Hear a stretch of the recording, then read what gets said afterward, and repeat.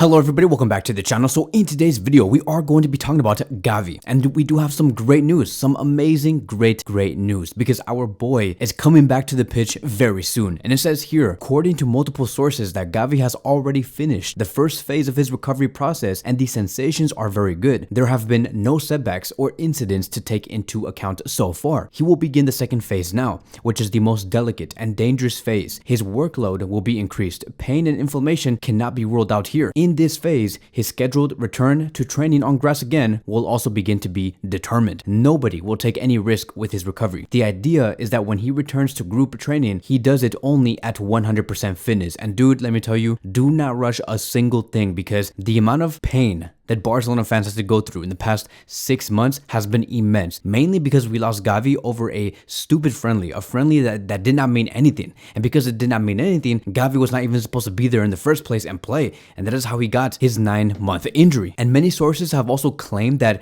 we could possibly see Gavi return in this season because of just how well everything is going. And honestly, bro, like, no, screw that, like, screw all that. I do not want to see Gavi being rushed at all. I don't want to see him until like next season. I don't even want to see him in the summer. Do not take Gavi to the Euros. I just don't want to see him. If Spain need another midfielder, call up our boy Fermin Lopez, who has been performing so well for Barcelona as of late. But here's going to be like the main reason why I brought up this conversation. I have been wondering in the past 3 weeks, what type of role is Gavi going to be having next season when Xavi is out? Because it is quite clear that Xavi Hernandez is not moving his decision. He wants to take a year off from football next season. So Xavi will not be with us. And so the fact that Xavi's not going to be here, where is Gavi going to play next season? Because before Gavi left after his injury, he was playing in the defensive midfield role, and he was playing in that position so well. Like, he understood it. Like, that pairing that he had with Frankie de Jong was world class. And I remember when Gavi made that pass to Cancelo earlier in the season, and I'm like, that's exactly what Sergio Busquets would have done. Like, everything that Gavi was doing was very Sergio Busquets-like. It's just only in a faster way, because Gavi has more stamina and he runs much faster. And so to see Gavi understand where you need to position yourself in terms of our defensive shape, that's very important, and it shows us that Gavi has the capability to play within those areas. And then you combine that with the pressing qualities that he has. Of course, Gavi was showing that he could become a great central defensive midfielder. And I wonder if, let's say for example, if Hansi Flick gets appointed by Barcelona, could he place Gavi back into that position, or place him back into where he did first start, which is the central midfield position, or maybe even the left wing position? Most importantly, could Gavi even be a starter under Hansi Flick? Because what if, let's say for example, Barcelona sign a brand new pivot, we have that player, whoever it may be, get paired with Frankie de Jong, and then that only leaves one midfield position open, which is the central midfield role. And we're going to be left with Gundogan, Gavi, Pedri, and Fermin Lopez. And in my opinion, I feel like Hansi Flick is going to opt for Gundogan to start with Frankie and the other pivot, mainly because Hansi Flick has already coached Gundogan before with the German national team, and Gundogan is also German, and so you can see that there's probably going to be that special relationship between them. And then we could see Gavi maybe rotate with Gundogan in the central midfield role. And it could also be quite possible that Hansi Flick could say, you know what, if Gavi and Pedri want to have more minutes, why not? Why not play those two players on the left wing position in some games? Because they have played there before. So Hansi can take this in multiple routes, or whether it's Xavi Hernandez, I don't know, maybe Xavi Hernandez does continue, but whether it's Hansi or Xavi, they can take this in multiple different ways. Now, here's what gets very interesting, because I was doing some further research on what Gavi brings and what Sergio Busquets brought last season as a player. And I was comparing those two players, and I got this. You can see that Gavi, in terms of defensive actions and carrying the ball, he is superior to Sergio Busquets, which makes a lot of sense because Gavi has more stamina, he's much more physical, he's younger. Yes, Gavi is going to be better in that aspect of the game, even with carrying the ball. Sergio Busquets rarely carried the ball anywhere. He was always that player that received the ball and then looked for a player to be open,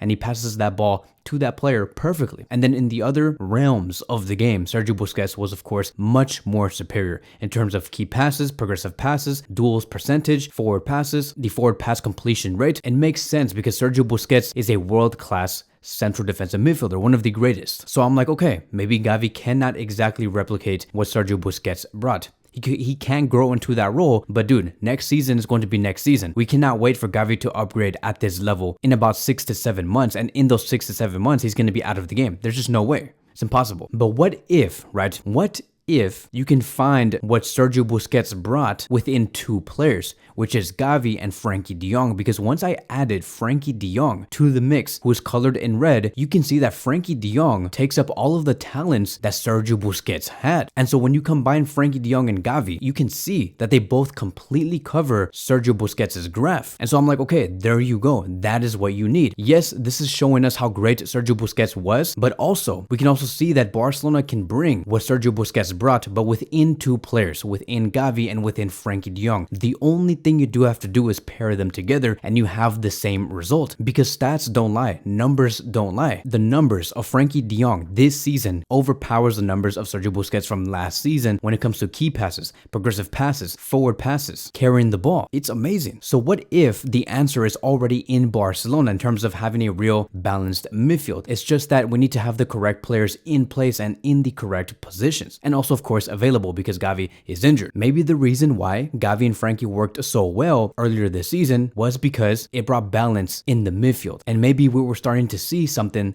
that could be implemented and become great in the future. And so if Hansi Flick or Xavi Hernandez see it in this way, they can say, okay, Barcelona don't have to spend 50 to 65 million euros on a pivot in the market. We can use those funds and move that to us signing a world-class attacker, meaning I would like to see Barcelona go for Rafael Leao. I know that a lot of this is getting very complicated, and I understand why there has to be so much thinking on stuff like this, but this is what Barcelona sporting directors or any football sporting directors have to go through with their accountants. They're like, okay, do we have the players already in our squad? And if we don't, how much is it going to cost? If we don't need to spend money on a specific player, how can we move and allocate those funds to a different player? Like, those are the type of conversations they have. It's just the world of business, it's the world of football. It's just simply how it is, and I'm sorry. But this is basically how Barcelona could tackle this. We can have Gavi and Frankie as our double pivot, with us signing maybe Rafael Leao. And a squad looking like this is a Champions League winning squad, and a squad that has a lot of depth, meaning that this is also a squad that can compete for La Liga, because you need depth, you need quality players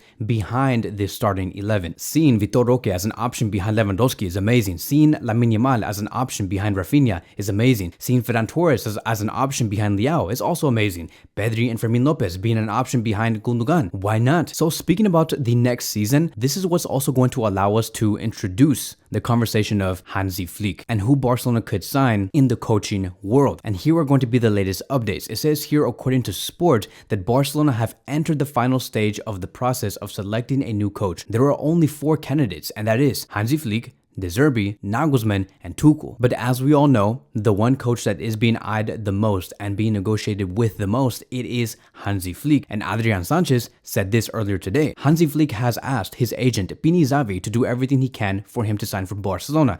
He also said Hansi Flick is studying the Barcelona squad, and he believes he can do a great job. And that, my friends, that is key. Let me read that to you guys again. Hansi Flick is studying the Barcelona squad and believes he can do a good job, meaning that Hansi Flick is looking at the squad already and he's saying, you know what, this squad has everything that I need for me to be successful. We have the balance in the midfield, we have the balance in the attack, we have the balance in our defense. We can do a lot of things with the players that we currently do have, which is the reason why I'm saying, what if the answer is already in Barcelona in terms of finding the balance in the midfield, and that is Gavi and Frankie de Jong? What if Hansi Flick says, I want to see Gavi, Frankie, Gundogan as my midfield trio? Because if he believes he can do a good job, I don't see why we have to push back on that and say, no, we don't believe that he can do a good job. Of course, Barcelona are going to be making other signings, hence why I also said, let's move and allocate those funds to a world-class attacker, because that is also what Barcelona need and what we have been missing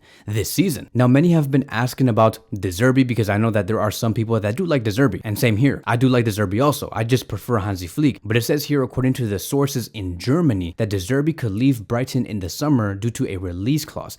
He is also highly regarded at FC Barcelona alongside Hansi Flick. Now, Barcelona will not pay De Zerbi's release clause. If he wants to manage Barcelona, he would have to negotiate with Brighton for them to let him leave for free. However, the manager will not do anything until the club can confirm, which is Barcelona, that he is the chosen option. Now, the reason why there has been a lot of sources coming from Germany is because Bayern Munich are also raising their interest, because Tuchel will no longer coach Bayern Munich because it is simply just not working out. Now, Bayern do see Xabi Alonso, who is the coach of Bayer Leverkusen, as their main option. Like, that is their main target. But if for whatever reason it doesn't work out, let's just say, for example, Xabi Alonso goes to Liverpool and Bayern Munich are left with nothing, they will go for De Zerbi, which means Barcelona will have one less option. And it will come down to Hansi Flick, Nagelsmann, and Tuchel. And in my opinion, if you ask me, I don't even know why Tuchel is on this list, because look at what Tuchel has been doing with Bayern. I don't want to see anything near those type of results at Barcelona. So in my honest opinion, the only two coaches I see is Hansi Flick and Nagelsmann at this point. Maybe yes, De Zerbi, but we'll see what happens between Bayern Munich and Xabi Alonso. So I don't know if you guys have noticed, but there's like a huge shift in football going on in the transfer world right now, and especially in the coaching world. A lot of coaches are going to be going into different teams, from Xabi Alonso to Tuchel to Nagelsmann. He's going to be picking a new team next season. De Zerbi might be out of Brighton. Hansi Flick might coach Barcelona. Xavi Hernandez